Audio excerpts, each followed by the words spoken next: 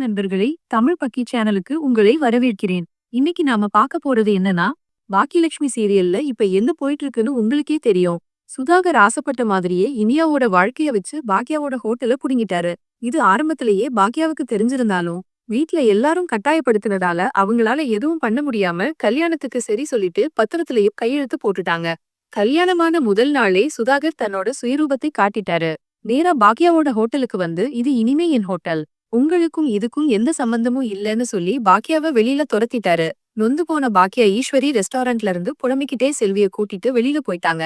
ஆனாலும் இது முடிவல்லன்னு சொல்ற மாதிரி பாக்கியா மறுபடியும் நான் கண்டிப்பா வளர்ந்து நிப்பேன்னு செல்வி கிட்ட சொல்றாங்க. அதுக்கு ஏத்த மாதிரி சுதாகர் மறுபடியும் பாக்கியாவோட ஹோட்டலுக்கு வந்து, இனி இந்த ரெஸ்டாரண்ட்டுக்கு உங்களுக்கும் எந்த சம்பந்தமும் இல்ல, இந்த ஹோட்டல் பக்கத்துல கூட நீங்க வரக்கூடாதுன்னு சொல்லி எல்லாத்தையும் அடிச்சு துரத்துங்கன்னு தன்னோட முழு வன்மத்தையும் காட்டிட்டாரு. இதனால கடுப்பான பாக்யா சுதாகர் கிட்ட ஒரு சவால் விடுறாங்க. கண்டிப்பா நீங்க செஞ்ச இந்த தப்புக்கு பலனை அனுபவிப்பீங்கன்னு சொல்றாங்க.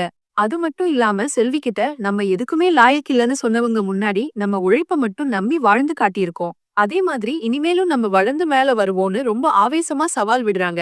இது எல்லாமே சுதாகரோட சூழ்ச்சியா இருந்தாலும் இனியாவோட வாழ்க்கைய ஒரு பகடைக்காயா அவர் யூஸ் பண்ணிக்கிட்டாரு. இனி இனியாவோட கல்யாண வாழ்க்கை எப்படி இருக்க போகுதுன்னு தெரியல.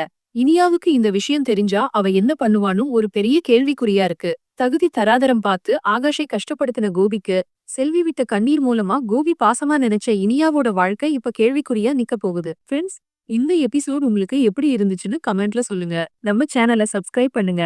அடுத்த வீடியோல உங்களை பாக்குறேன். பாய்.